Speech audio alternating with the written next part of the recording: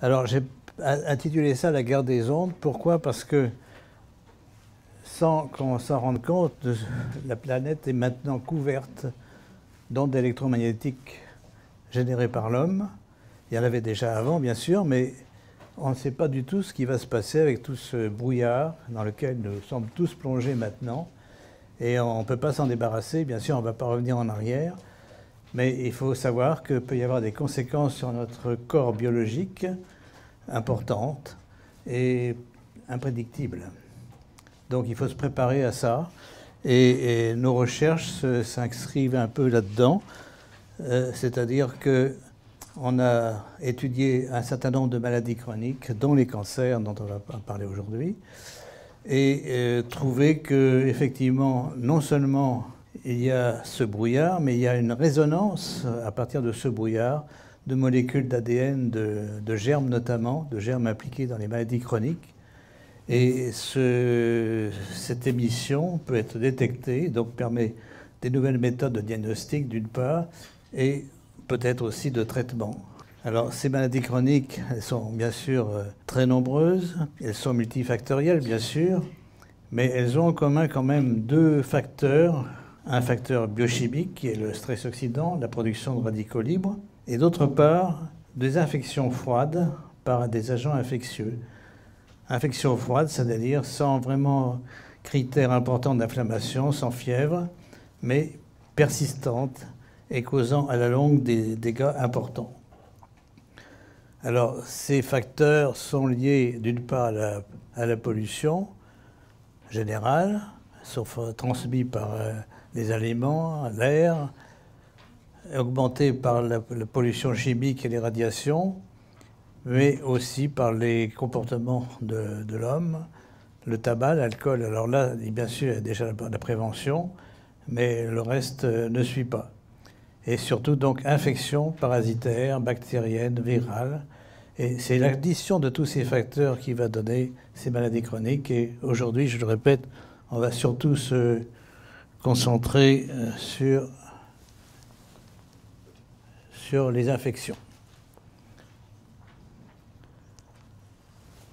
Un petit mot quand même sur le stress oxydant, car on peut le corriger, bien sûr. On a à la disposition un certain nombre d'antioxydants, j'allais dire d'antioxydants, d'antioxydants que l'on peut ingérer, mais aussi fournis par l'alimentation, mais aussi synthétisés par l'organisme. Nous avons malheureusement des différences génétiques et certains d'entre nous sont moins favorisés pour synthétiser notamment le glutathion, qui est un antioxydant naturel et détoxifiant très puissant. Alors, les infections froides, donc, elles persistent malgré les défenses immunitaires. Et il faut bien voir, donc, quand nous détectons par la sérologie des réponses immunitaires, des anticorps notamment, on ne connaît pas l'historique de ces infections. Elles peuvent être anciennes. Et la présence donc d'une augmentation d'anticorps peut être simplement une réactivation de ce qui existait auparavant et une réactivation tout à fait secondaire. Donc ce n'est pas forcément une cause dans ce que nous observons. Souvent, les formes bactériennes sont maintenant intracellulaires. Et ça, c'est assez nouveau parce que donc les bactéries ont pensé qu'elles étaient la cause d'infections aiguës, de grandes épidémies. Oui, autrefois. Mais maintenant que nous avons pu contrôler les grandes épidémies, les bactéries ont appris à persister dans l'organisme sous une forme presque latente, un peu comme les virus. Les virus, bien sûr, ont appris à faire ça depuis très longtemps. Et aussi, elles se cachent pour la formation de biofilms, ou même elles sont présentes, transportées par des vecteurs, notamment des protozoaires, des amibes, par exemple, ou des vers, etc. Et donc, elles peuvent être cachées par les vecteurs. Enfin, donc, ces infections froides, quand même, génèrent un stress oxydant, qui est donc un facteur que l'on peut détecter même dans ces infections. Alors, je vais vous parler, certains d'entre vous les connaissent, Mais ces technologies que nous utilisons sont pour l'instant non reconnues, non validées, non remboursées, bien entendu. Mais je pense que dans l'avenir, elles le seront. C'est une question de temps et de conviction des autorités et disons, du mainstream du corps médical. Alors, c'est basé sur le fait que nous avons détecté, il y a plus d'une dizaine d'années maintenant, des ondes électromagnétiques produites par des dilutions aqueuses d'ADN de bactéries et virus dans les pathologies humaines, chroniques notamment. Et ceci donc peut se faire simplement à partir du plasma, d'un prélèvement de plasma. Et pour tout médecin qui s'intéresse à ce problème, nous pouvons vous envoyer par email un protocole de prélèvement du sang relativement simple, mais qui doit être respecté pour qu'on puisse détecter après les signaux de l'ADN. Alors, cette technologie fait appel à un changement de paradigme, car toute la biologie actuelle, la biologie moléculaire, est basée sur le fait que les molécules biologiques interagissent par contact et complémentarité de forme. Nous ajoutons, bien sûr, cette communication existe, mais nous y ajoutons le rôle des ondes, des signaux électromagnétiques, SEM, et ces ondes agissent par résonance à distance, par interférence. Donc ça complique beaucoup les choses, bien sûr, bien entendu, mais je crois que notre système biologique, nous existons parce que nous sommes très, très complexes. Et ça fait appel aussi au fait qu'il y a un médium particulier qui est un élément majeur dans notre corps, qui est l'eau. Alors l'eau, il y a de l'eau que l'on boit, bien sûr, l'eau extérieure, l'eau de la mer, mais il y a aussi l'eau organisée par les molécules biologiques. L'eau dans notre corps, elle n'est pas libre, elle est organisée et dans certains cas, elle mémorise les structures d'autres molécules. Alors là, ça fait aussi, bien sûr, bien plaisir à l'homéopathie, puisque l'homéopathie est basée sur le fait qu'il y a des dilutions où il n'y a plus de la molécule de départ. Eh bien, il y a toujours quand même des structures qui peuvent être dans les granules et qui peuvent, quand elles sont donc activées, peut-être par résonance, agir même à de très fortes dilutions. Donc, je pense que la médecine, la meilleure médecine, c'est celle qui guérit, et elle doit donc faire appel à la fois au progrès de la biologie, mais aussi à toutes les médecines traditionnelles qui, par empirisme, ont trouvé des choses très intéressantes. Alors, les faits que nous avons observés, parce que souvent on nous dit tout ceci c'est bien joli, mais c'est de la théorie. Mais pas du tout, c'est basé sur des observations que nous avons répétées des centaines de fois, avec beaucoup de mise au point précise. Et ici, je vous montre les principales conditions, c'est-à-dire que nous détectons des ondes basses, de très basse fréquence, dans certaines dilutions de filtrats, et filtrats à 100 nanomètres ou 20 nanomètres, à partir de cultures de micro-organismes ou de plasma de patients infectés avec les mêmes agents, ou de l'ADN extrait de ce plasma. Alors, le plasma, il marche s'il est frais, s'il n'est pas congelé. On perd par congélation la production de ces signaux, mais si on extrait l'ADN de ce plasma congelé, on peut à nouveau régénérer les signaux, puisque c'est l'ADN qui les produit. Alors, schématiquement, voilà donc comment les choses se présentent. Nous faisons des dilutions de 10 en 10 à partir d'une concentration relativement basse de l'ADN extrait du plasma, mais ça peut être extrait de cellules également. Et on voit qu'à certaines dilutions, assez loin dans la dilution, mais ce n'est pas de très haute dilution, on observe l'émission de signaux d'une fréquence plus grande que le bruit de fond qui existe naturellement dans toutes les préparations. Et ceci est lié à l'excitation, c'est donc un phénomène de résonance l'excitation par le bruit électromagnétique ambiant. Alors ce bruit électromagnétique, au départ, ce sont les ondes de Schumann, les ondes de résonance de Schumann qui circulent à la surface de la Terre, donc qui existent depuis la nuit des temps, depuis l'origine de la vie. Mais maintenant, depuis quelques décennies, on a en plus, bien sûr, tout le bruit électromagnétique généré par toutes nos machines, portables, Wi-Fi, etc. Donc, parfois, on n'est pas en peine d'avoir cette résonance.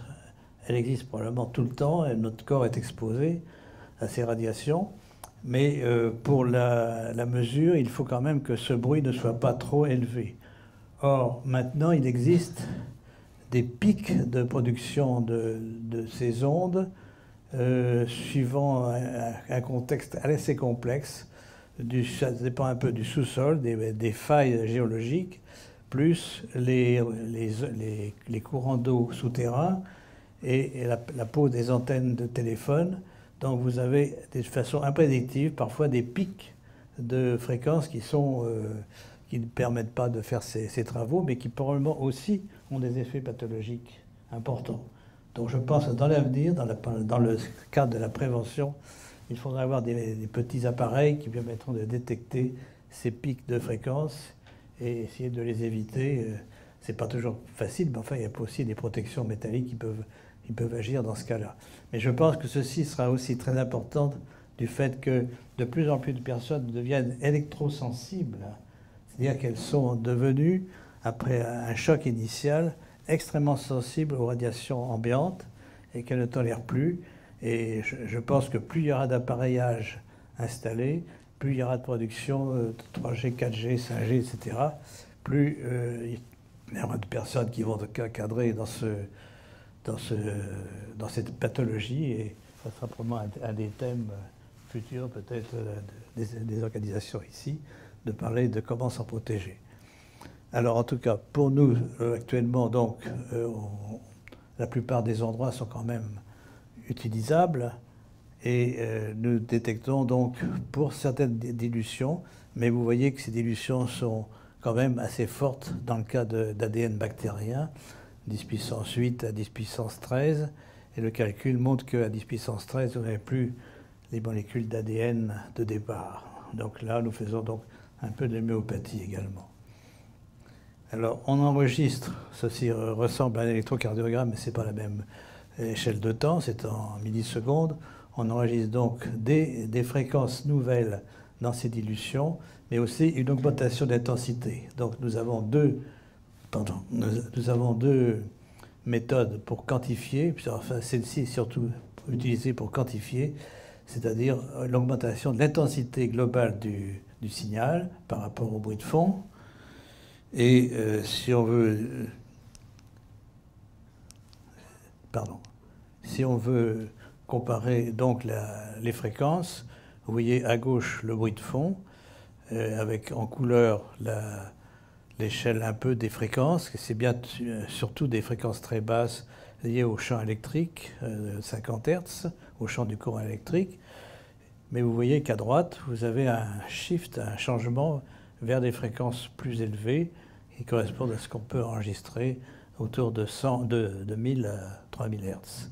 Et vous voyez en haut que ces fréquences se superposent aux fréquences du bruit de fond, ce qui suggère donc que le bruit de fond sert un peu d'onde porteuse et que vous avez par-dessus donc une modulation de cette onde porteuse qui est spécifique. Elle est probablement spécifique de chaque ADN, de chaque séquence d'ADN, mais pour l'instant, on n'a pas été... Enfin, nous essayons d'aller évidemment jusqu'au bout, c'est-à-dire de caractériser chacune des fréquences correspondant à chacune des séquences d'ADN que l'on détecte. Ça sera évidemment formidable, mais on n'en est pas là. Pour l'instant, on s'attache simplement à la différence quantitative des fréquences, et cette différence est la même, on peut dire, pour tous les ADN. Alors l'interprétation de tout ceci, c'est très, très compliqué. Et là, ce sont naturellement les physiciens qui essaient de trouver la réponse. C'est que on sait que l'ADN et d'autres molécules, d'autres polymères peuvent organiser l'eau à leur périphérie.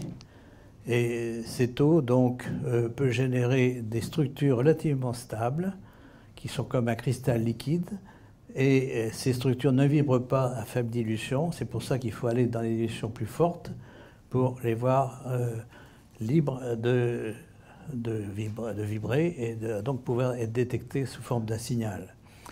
Alors, ces structures, qu'on appelle donc des nanostructures de l'eau, parfois, elles irritent beaucoup les physiciens de l'eau, parce que les physiciens de l'eau savent que les dipôles de l'eau, l'eau est formée de molécules H2O, 2H et un gros atome d'oxygène. Ces dipôles forment des structures, bien sûr, des polymères, notamment des hexamères ou des pentamères, mais de durée de vie extrêmement faible, de moins de la milliseconde, de la femtoseconde même. Et donc ces structures sont en perpétuel renouvellement et on voit mal comment elles peuvent garder une information. Ce que nous voyons cependant, ce sont aussi des faits, c'est que ces structures résistent quand même à un chauffage à 95 degrés. Je vous ai dit tout à l'heure que le plasma, on pouvait inactiver déjà la production de signaux à plus basse température, à 70 degrés, mais là, quand nous avons des solutions d'ADN purifiées, on trouve que ces structures sont relativement stables et résistent 2 minutes ou même 10 minutes à 95 degrés. Elles sont donc relativement stables à la température. Et ça, c'est important parce qu'on va détecter l'ADN formé par ces structures, par la PCR, la polymérase chain reaction, qui implique justement un chauffage de l'ADN à 95 degrés. Donc voilà un peu le schéma. La meilleure explication pour l'instant, c'est que ces structures forment des domaines d'activation d'un grand nombre de molécules, peut-être de millions, qui probablement résistent, sont relativement stables pendant des heures et même des jours après leur formation. Alors, les expériences, je passe évidemment très rapidement sur tout ce que nous avons fait depuis cette détection, c'est-à-dire que nous avons montré qu'on pouvait transmettre l'information de l'ADN dans un tube d'eau. Et donc ça passait par des ondes électromagnétiques, à condition donc qu'il y ait la stimulation, une excitation extérieure pour la résonance. Et donc dans ces tubes qui sont donc en principe que de l'eau, on va pouvoir récupérer l'information de l'ADN. Ça étonne beaucoup de personnes qui nous accusent bien sûr de dire « vous avez des contaminations, etc. etc. » On a répété ces expériences des centaines de fois, et elles ont été répétées dans d'autres laboratoires, et je pense que ce sont des faits. C'est des faits difficiles à avaler, bien sûr, si on admet que l'eau n'a pas de structure stable. Mais si vous admettez que l'eau est un médium qui garde l'information de molécules, et ça c'est la base aussi de l'homéopathie, eh bien tout est possible. Mais ceci, probablement, existe à l'état naturel. Alors je passe à la deuxième technique que nous utilisons pour valider en somme la détection des signaux également, c'est la PCR, la polymérase chain reaction, qui permet donc d'amplifier des millions de fois une séquence à condition qu'on ait d'une part des oligonucléotides qui vont se fixer sur deux parties distantes de la chaîne d'ADN chauffée donc en un brin, dans un seul brin de la double hélice, et surtout l'utilisation d'une polymérase particulière qui est la Taq polymérase, extraite de bactéries thermophiles, c'est-à-dire des bactéries des eaux chaudes, des eaux même très chaudes. Donc cette polymérase, c'est une protéine qui est relativement stable à haute température. Donc on va pouvoir fondre à chaque fois la molécule de double hélice par le chauffage et récupérer toujours la polymérase qui va donc continuer son action. En général, on utilise 40 cycles. Alors ici, nous avons été jusqu'à 70 cycles pour augmenter encore la sensibilité tout en conservant la spécificité. Alors voici un exemple de détection d'ADN amplifié par la PCR. En haut, vous avez l'ADN de départ. Et donc, il y a des dilutions de 2, -2, -3, -4. Pardon. Et en bas, vous avez toujours donc l'ADN formé par un PCR à partir de l'eau qui a été signalisée. Et vous voyez que cette bande d'ADN est plus loin dans les dilutions, ce qui suggère que même dans la PCR, dans cette réaction de PCR, il y a également peut-être rôle des transmissions par l'eau, par des signaux de l'eau, puisqu'on arrive à des dilutions à -7, -8, où en principe il n'y a non plus d'ADN. Alors, donc ça veut dire que la PCR va détecter moins d'une molécule d'ADN dans ces conditions. Alors comment expliquer la différence? Bien, c'est qu'on a peut-être utilisé justement les mêmes techniques que pour détecter les signaux, c'est-à-dire dilution, agitation. J'ai oublié de vous le dire, mais c'était marqué dans la diapositive. Il y avait, chaque dilution doit être agitée par un vortex très fort pendant 15 secondes pour permettre la transmission de l'eau signalisée à la dilution suivante. Alors, on s'est bien sûr demandé si ce phénomène existait à l'état naturel.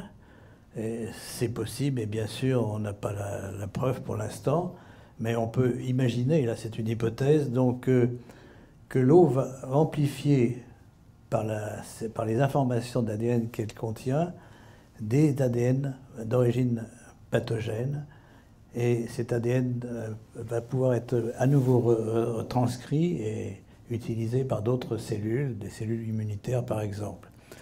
Alors ce qui est très important, c'est de noter que pour l'instant, ce phénomène n'existe qu'à partir de l'ADN extrait de bactéries ou de virus, d'agents donc pathogènes, et pas par exemple de bactéries probiotiques ou de virus atténués. Alors nous nous sommes demandé pourquoi, et pour l'instant l'explication est basée sur un travail de chimistes fait par le groupe de Jacqueline Berton, qui est que probablement ces molécules d'ADN sont oxydées, sont soumises à un stress oxydant important. Elles ont été extraites de patients, notamment infectés de maladies. Donc ces molécules ont des transferts de charge d'électrons très importants et à grande distance. Et on pense que c'est ces transferts de charge qui sont à l'origine de l'émission électromagnétique. Mais ceci peut-être n'est qu'un phénomène différent au point de vue quantitatif, c'est-à-dire que peut-être normalement également, les molécules d'ADN se comportent comme des antennes dans les cellules et donc peuvent aussi être sensibles à des signaux ou émettre des signaux. Donc voilà un peu l'hypothèse. Des agents pathogènes sont associés au stress oxydant. Certaines séquences de leur ADN sont ainsi davantage oxydées au niveau de leur base par des radicaux libres.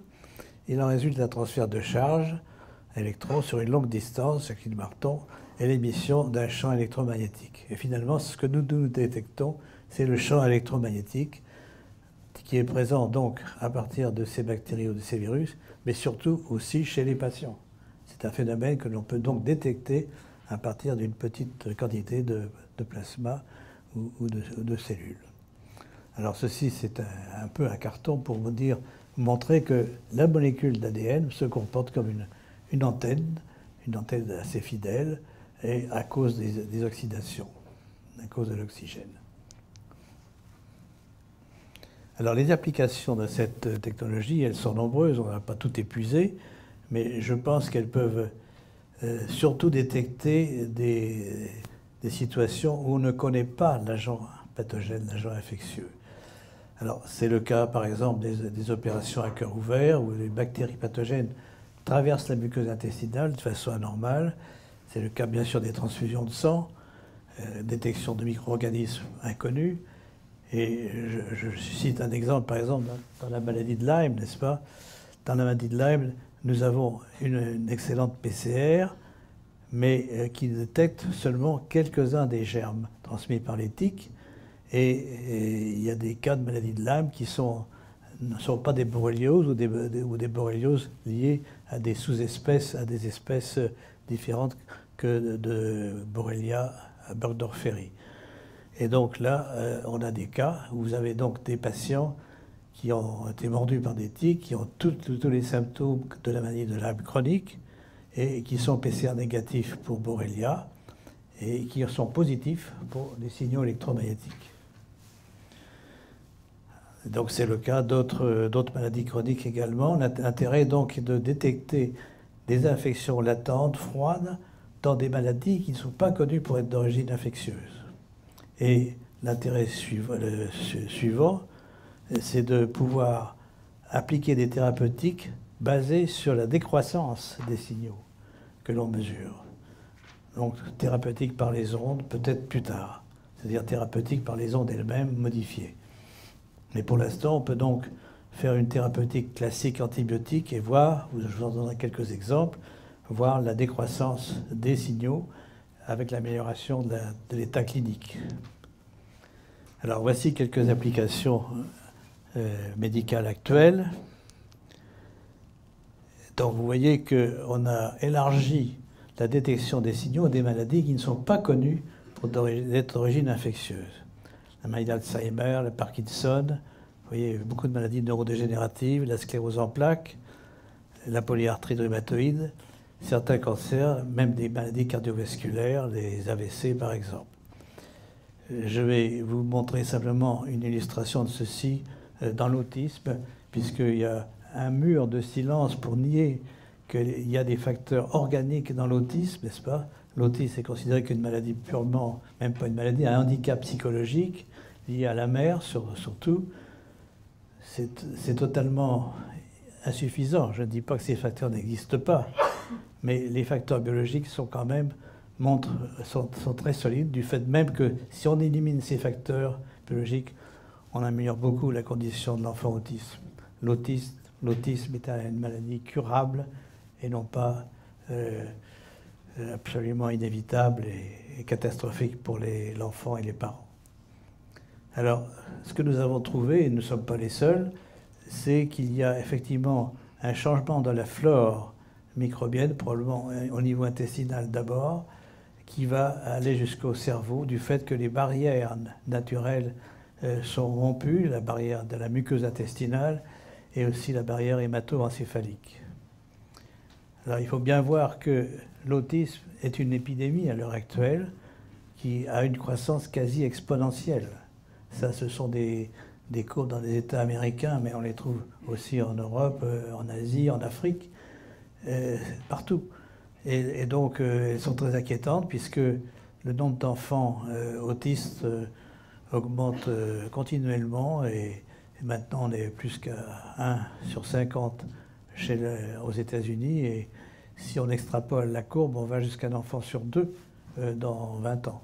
Donc c'est quelque chose dont il faut se préoccuper, je pense, dont les pouvoirs publics devraient se préoccuper, alors que une grande partie du corps médical nie encore cette épidémie. Elle lie simplement un meilleur diagnostic de la maladie, ce qui probablement contribue, mais pas à ce point-là, et nie l'origine infectieuse de cette maladie. Alors je vais donc vous présenter rapidement, si vous voulez, parce qu'on va parler de cancer après, ce qui se passe dans l'autisme, cette barrière intestinale rompue, probablement du fait d'inflammation, de facteurs généraux. Et dans ces facteurs, il y a certaines vaccinations au mauvais moment. Je ne dis pas qu'il faut être contre les vaccinations générales, mais il faut écouter l'enfant, écouter les parents. Et si l'enfant a une infection intercurrente, une inflammation quelconque du système immunitaire, il ne faut pas vacciner à ce moment-là. Alors, ce que nous détectons, c'est grâce d'abord à un travail américain, voilà, qui a été publié en 2012 par le groupe de Jan Lipkin à Columbia University à New York, avec lequel nous collaborons. Et ce groupe a trouvé des nouvelles espèces bactériennes du genre Suterella dans des biopsies d'iléons d'enfants atteints d'autisme et ayant également des troubles intestinaux. Et donc ils ont comparé cette étude avec des enfants qui avaient le même type de problèmes intestinaux, mais pas d'autisme.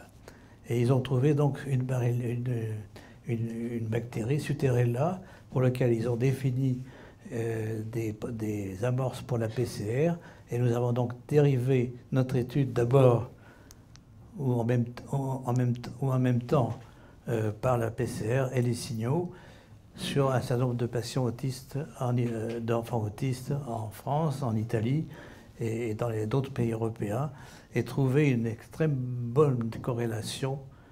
bonne corrélation entre la PCR Suterella et également la présence de signaux électromagnétiques. Et voici un exemple d'un enfant, un travail en collaboration avec Jean-Pierre Lablanchy qui est ici, qui est de traiter un enfant donc autiste de 4 ans. Il avait acquis l'autisme après un trauma sur la tête, donc pas de vaccination dans ce cas-là. Et donc il avait un taux très fort de 35% au-dessus du bruit de fond de signaux électromagnétiques, c'est dans l'ordonnée ici. Et traité par l'azithromycine, ces signaux ont diminué mais n'ont pas disparu. On a donc fait un autre traitement, céphalomoxib, par la suite, qui a encore diminué le taux des signaux. Et la beauté des choses, c'est qu'en même temps, la PCR devenait négative et également les signes cliniques de l'autisme, l'absence de parole, le refus de manger, etc., se sont beaucoup atténués. Je ne dis pas guéris, bien sûr, mais atténués. En fait, on n'arrive pas ici totalement à éradiquer, c'est un travail de quelques années déjà, on n'arrive pas à éradiquer totalement cette infection, mais nous avons maintenant mis au point des protocoles d'antibiotiques qui font notamment appel aussi à l'addition de rifampicine, médicament antituberculeux, et là on obtient des éradications de cette infection. Je crois qu'il y a un autre exemple ici, un enfant américain, pardon, non il n'est pas là, mais un enfant américain et deux enfants américains aux États-Unis qui ont été traités par assez longuement, pendant plus d'un an, par cette combinaison d'antibiotiques plus des antiparasitaires, des antifongiques, etc. Et on voit une éradication de l'infection Suterella, c'est-à-dire que les signaux restent négatifs même après l'arrêt du traitement antibiotique, et la PCR également. Et dans ce cas, l'enfant a pratiquement stabilisé. Je le répète, pas guéri, mais très amélioré. Ici, c'est une étude statistique qui a été faite sur 150 enfants autistes comparés à des enfants non autistes du même âge, et qui montre que 85% de ces enfants ont des signaux électromagnétiques dans leur plasma. Et on a une PCR de 82% positive chez 82% d'entre eux pour la PCR Suterella. On a fait une PCR aussi pour Borrelia, ou là qui est beaucoup plus faible, qui n'est pas significative. Donc nous pensons que ce groupe de bactéries autour de Suterella, probablement apporté par la nutrition précoce de l'enfant, on le trouve notamment les mères sont négatives,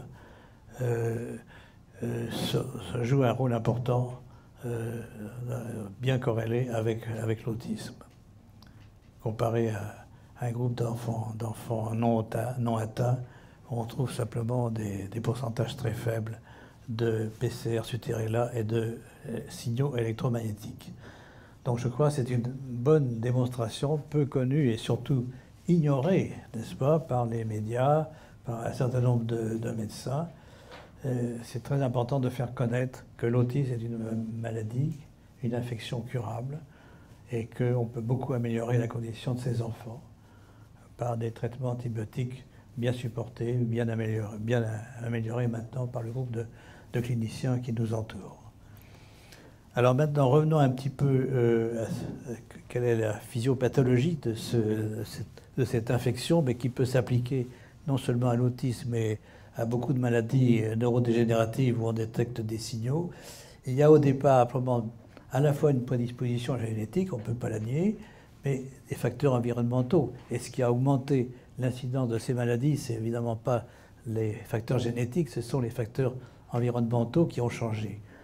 Et finalement, on arrive à une situation de stress oxydant, d'immunodépression liée au stress oxydant, à la prolifération d'agents bactériens qui vont à nouveau eux-mêmes générer un stress oxydant. Et probablement, il existe une phase qui devient irréversible quand des mutations somatiques sont induites par ce stress oxydant et peut-être d'autres facteurs toxiques des bactéries.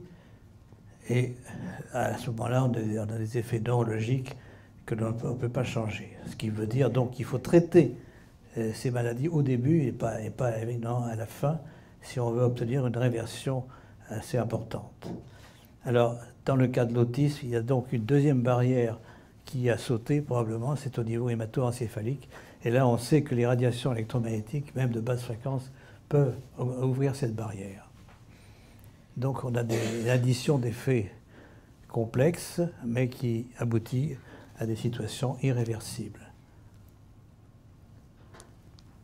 Je passe rapidement sur un deuxième exemple, qui est la borréliose de Lyme, dont j'ai déjà parlé, donc qui se caractérise par un polymorphisme des spirochètes, il y a des formes kystiques, il y a un tropisme neurologique, articulaire, et persistance donc des années de cette bactérie dans des sortes de sanctuaires probablement au niveau des articulations.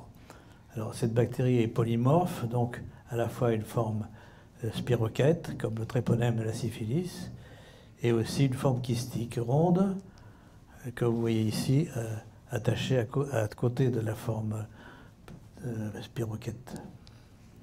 Alors nous avons utilisé à la fois donc une PCR sur l'ADN ribosomal, très sensible et relativement spécifique, et qui permet donc de détecter dans la plupart, pas tous, des patients affectés en Lyme chronique, la présence continuelle du Borrelia. Ce n'est pas une infection au départ, puis la bactérie s'en va. Non, elle persiste.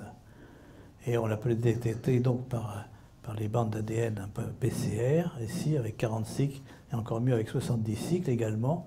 Donc ce test, nous le proposons également au centre de transfusion, parce que je crois que ça serait important de savoir que c'est de faire augmenter la sécurité transfusionnelle du fait même de la diffusion de cette infection qui dépasse les tiques. Il y a pour le moment une transmission de mère à enfant, et il y a peut-être par d'autres moyens une transmission sexuelle peut-être aussi, puisqu'on a des couples qui sont affectés à partir d'un des partenaires.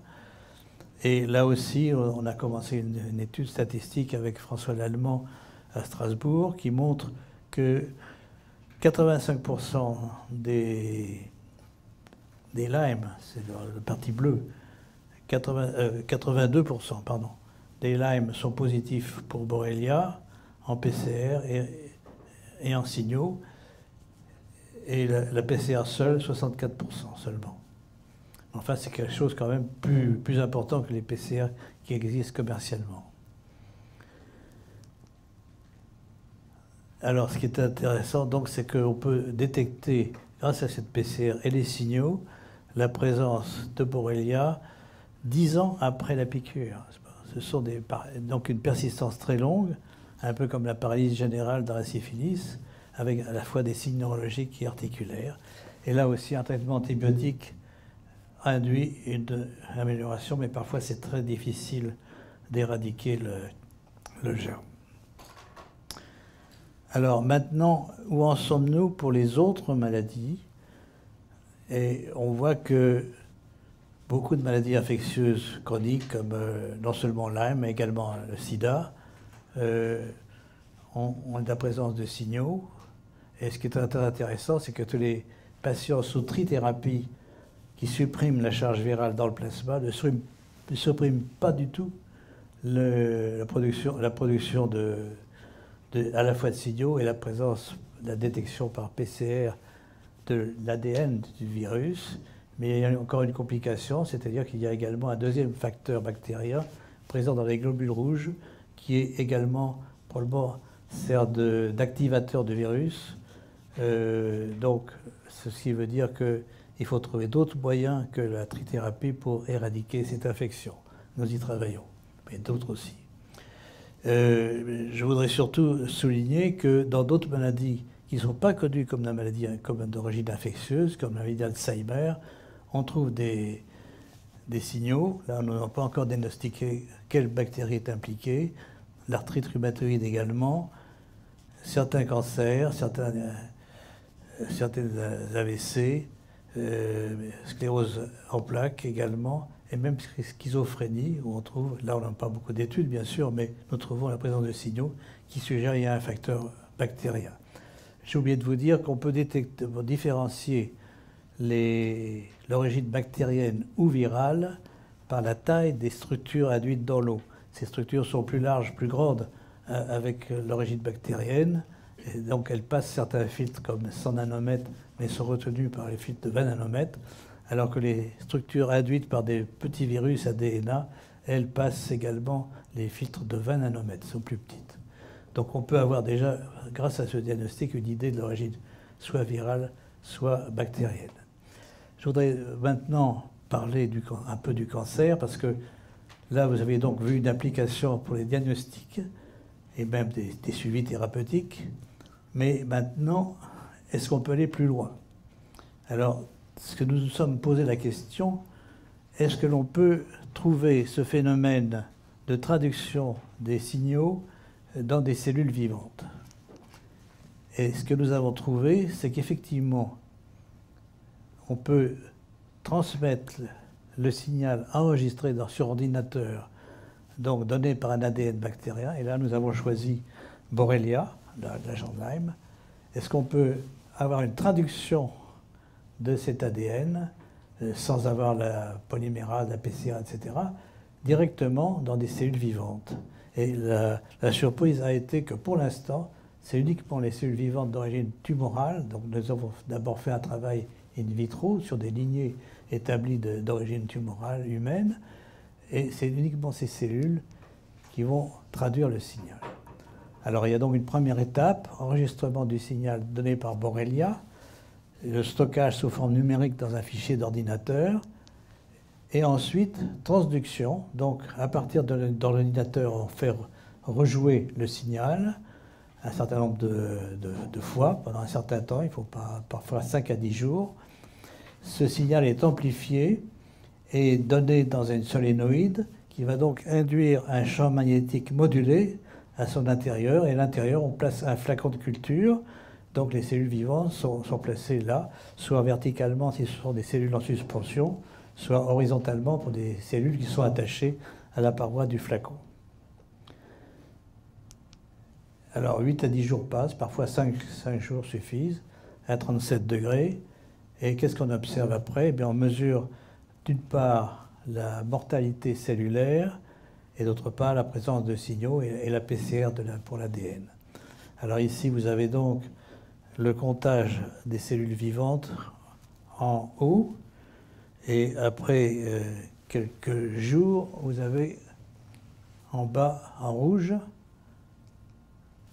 Voilà, après quelques jours, en bas, les cellules vivantes ont diminué beaucoup, et les cellules mortes, au contraire, sont prédominantes.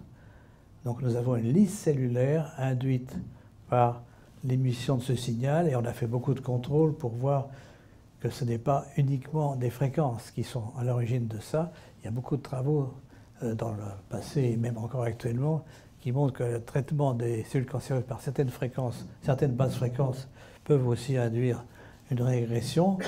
Là, c'est vraiment pas seulement la fréquence, mais le message contenu par cette fréquence, donc la synthèse d'ADN. Il y a une très bonne corrélation entre cet effet cytopathogène et la production d'ADN Borrelia dans l'ADN des cellules tumorales. Et également, la production de cet ADN lui-même émet des signaux qui correspondent au même Borrelia. Donc on a transduit, on peut dire, l'information dans les cellules, et la question est de savoir qu'est-ce qui se passe dans ces cellules. Alors là, je reviens à une théorie ancienne du cancer. Il y a eu beaucoup de travaux à fin 19e siècle, début 20e siècle, mais à l'époque les techniques n'étaient pas très adéquates, qui suggèrent qu'il y avait peut-être un agent infectieux qui produit ce phénomène dans les cellules. Là, on a choisi évidemment un ADN de bactérie, mais est-ce qu'il y a une bactérie ou un virus qui peuvent être à l'origine de ceci? Bon, les choses sont en cours, mais on a des suspects, on peut dire, et qui sont liés aux mitochondries. Ceci se lie également donc à la théorie de Warburg du cancer, qui suggère que une origine primaire, là on passe à l'étiologie même du cancer, n'est-ce pas? Ce n'est pas tous les symptômes biochimiques, génétiques qui sont étudiés à l'heure actuelle, qui décrivent ce qui se passe quand une cellule est devenue cancéreuse. Là, on essaie d'expliquer pourquoi la cellule va devenir cancéreuse. Alors, une hypothèse, donc, c'est qu'il y a une modification importante des mitochondries, puisque Warburg et bien d'autres à la suite ont montré que la synthèse d'ATP par phosphorylation oxydative dans les mitochondries est très perturbée dans les cellules cancéreuses et remplacée par une glycolyse qui a moins bon rendement, mais qui génère de l'ATP de façon plus rapide. Et on peut dire que peut-être que c'est cette génération continuelle et anormale par les mitochondries d'ATP qui va être un moteur pour que la cellule va continuer à se diviser indéfiniment. Alors, donc ceci pour l'instant est une hypothèse, mais je vous montre les résultats de la transduction de Borrelia. Donc ici, c'est la PCR qui a été faite sur les cellules qui ont été transduites, et donc on a en fonction des jours, on a une formation de cet ADN qui disparaît bien sûr quand les cellules sont mortes. Et bien, beaucoup de témoins, ça c'est le témoin avec l'eau. Il y a aussi ce qu'on appelle le bruit blanc. On a fait des essais avec du bruit blanc qui n'ont rien donné, pas donné de génération et pas donné de mouvement cellulaire. Alors, on a choisi également plusieurs messages en dehors de Borrelia qui montrent que parfois ça marche également, mais pas partout. Donc la qualité, la spécificité du message est importante. Et bien sûr, on pense, même si on n'a pas toute d'explication, à une application thérapeutique.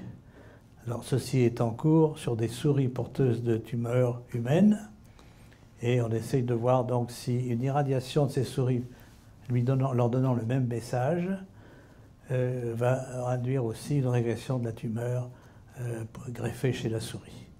Donc nous en sommes à ce stade.